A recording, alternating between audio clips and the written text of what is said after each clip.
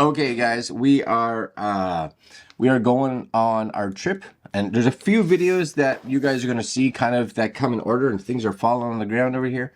But there was a few adapters that I wanted to bring with me on my trip that we're going to be used. Some primarily more for photography, some more for video. But today we're going to take a look first at this one here. This one right here. Now, one of the things to be aware of, this adapter right now can be a little hard to get a hold of. I didn't even find it on Viltrox website anymore because Canon and Viltrox kind of have this kind of quarrel going on, I think, in regards to adapters and lenses. But I found this on eBay. Okay, so this is the EF-R3 Speedbooster.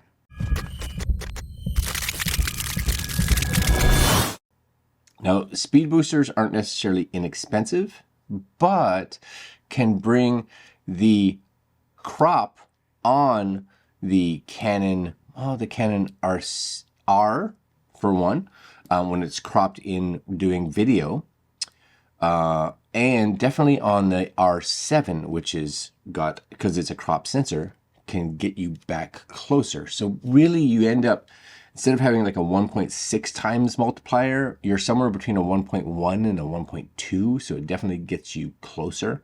And this is, of course, going from your RF mount to an EF lens, right? So I'd show you what was in the box, but right now there's actually a Canon adapter in here. So because I actually have it mounted on mine. So inside here, it looks like this, a little manual, and that's my Canon RF to EF adapter. So search for this on the eBay if you're interested. But this is it here. So I have it, and you guys can see right there. That's the speed booster. It's a 1.71 times. So on a camera like this, for instance, to really kind of get your megapixels, you would take, let's say it's 100 mil. You'd go 100 mil. There's a 1.6 times crop, so you'd actually go to about 160, and then mil, which is what it would be normally on this camera, and then of course you times it by 0.71, so 160 times 0.71, which comes out to something, I don't know. You do the math, but it's closer, right? Plus, because it's the type of lens that it is, it actually gains more light. Now, a few things to realize is not all EF lenses, they're all going to work as far as I can tell with this adapter, but you may not get the reading because you are supposed to gain 1 to 2 stops of light, which is probably the big thing. It just helps you in low light scenarios, especially when you are shooting in like I'm going to be shooting a wedding using this lens. So during the day, not necessarily really needed, but at night, definitely going to be helpful because, you know, it just allows me to shoot faster. So on this one, which is an older 28 to 70 f2.8, you can actually see when I turn this on, and I'll just bring my screen up here, this one doesn't do it. It functions. I've been taking pictures with it, but you'll see, where is it here? Right there, f2.8, and you know, there's nothing I can do to get that number lower, right? It's f2.8. It is what it is, okay? But let's take a different lens because I'm curious because these are a couple of the lenses that I was considering taking with me, and I'm going to take this lens off, and we'll take this is a 16 mil to 16 to 35 f4 lens, okay? So this is an f4 lens. You guys, 16 to 35, right? f4, okay? You guys can see that there. And we'll turn this on again, okay? You'll see, right? Look at that, f2.8. All right, that's awesome, right? So I gain that extra speed in here.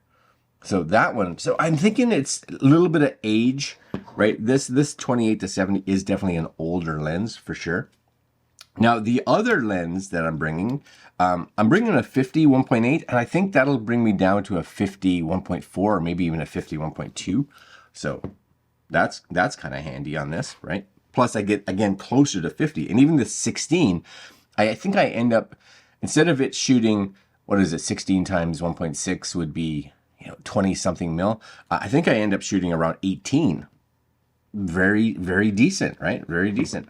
So we'll turn this back off again, and then we'll take the 16 off. And then the last lens that I kind of want to try, because again, we are shooting, we're going to be shooting a wedding when we're down there. And I love to say that I have a 70 to 200, but I don't. I'm bringing this lens. A couple of reasons is during the day, I'll probably end up shooting with this just for the ceremony because it's outdoors and we should have lots of light, so not a big issue. This is a 70 to 300. But as you may be able to see on here, I think this is I think again, it's an f4 to f5.6 or f6.3. So, it should be fine during bright light, but not as great as the light goes down. But now, you guys may be able to see this here, right? At full wide, again, I'm at f2.8. Awesome. And at full zoom, I'm at f4. Yeah, that's great. So it must have been a maybe an f4 through 5.6, but it gives me down to an f2.8 to 4, definitely usable for ceremony, for shooting in nice light. I should get a decent depth of field. So I think for the wedding ceremony, for me, I'll be using this lens on this body, and then I'm going to use my 28 to 70 on my R6, so that I really get a nice 28 to 70, and then probably about an 80-ish, somewhere in that range, to 300 and change at f2.8 to f4. That's pretty decent. So I'm going to use this now. We're actually in Costa Rica. This is being shot just a couple days before we leave. But we'll continue this video when I get back. Stay tuned, and we'll be able to let you know what our thoughts were on the performance of this adapter. All right, stay tuned. Okay, so it's been about, I don't know, a week or maybe, no, closer to 2 weeks since we shot the beginning part of this video. And I have now had a chance to actually use this fine Viltrox Speedbooster, as you guys can see it here. And on our trip, which is one of the main reasons I wanted it, I use this combination actually a lot. So this was my 70 to 300. It's a f4, I think, through 5.6. So I was getting f2.8 through 4. And we got just some fantastic shots. Now, the one thing that I would recommend if you are just like getting a speed booster, especially on something that's got a crop lens on it like this, or it's a crop camera, also get just a standard adapter as well, because of the fact that, we were out shooting some wildlife stuff, and I had this combo on because I wanted that extra speed. But there were certain scenarios that we had lots of light and I didn't need that extra speed, and I really wanted that extra reach. So I would switch this and put the standard Canon one back on. So I actually got that 1.6 times crop. But I would say 80% of the time that I was traveling, I had this Viltrox on. Now, while I'm kind of yammering at you guys right now, talking to you guys about this, I'll be just showing some photos and that I took with this. I even shot this combo for a wedding when we were down in Costa Rica because I wanted something that had that extra reach, because I knew there were certain scenarios that light wasn't going to be an issue because it was plenty bright. But being able to get maybe that little bit of extra depth of field, maybe get that, extra little bit of speed, etc., was going to be useful. And I have to say it really did come in handy, because the other option that I was going to be with was this one here, right? Which was a 28 to 70 f2.8, which again, I used on my R7 quite a lot. because of the fact that I have the R6, I have the R7. Sometimes my R6 had a 85 on it, whereas I would put this on, especially during reception time and during the actual cocktail hour, I guess it is. So I use both of these quite a lot on this, and I have to say it's a really nice little setup. Now, finding this can be a bit of an issue.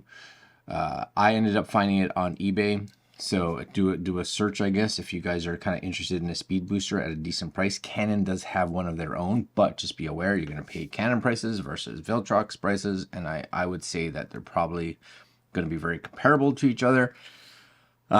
So super happy with this one. Seems to work really good. It does. It's not, you guys can maybe see that or hear that. See, there's that little bit of loose, just a little bit. And I found, you know, I've had speed boosters and, you know, adapters and all that from my M series Canons to this, and I've tried all kinds of different brands.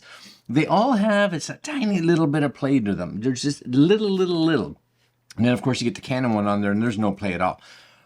Does it affect anything? Not for me so far, but just kind of be aware that they always seem to have a tad bit of play.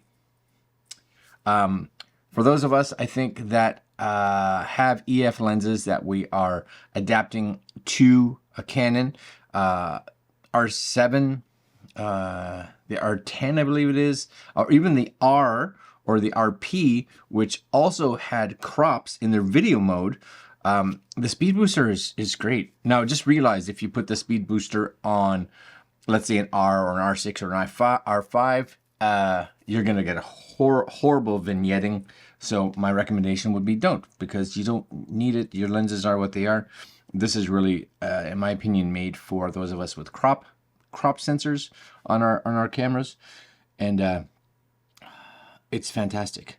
Again, I think this would be really useful as a pairing with having the actual Canon standard adapter, and then having this as well, depending on your needs, and if you need the extra speed, if you need the extra width, etc., etc. But definitely kind of get both for your EF lenses, I think. I'm gonna leave you guys there. Hope you enjoyed some of the photos. I'm still tired. I just got back the other day, and it's a win. I love it. It's great. All right, my friends. I would show you links where to get this, but I don't know where you're going to get it. Check eBay, check all the good places like that. And that's it. Like, comment, share, subscribe, hit that little notification bell, and we will see you fine folks next video. Later.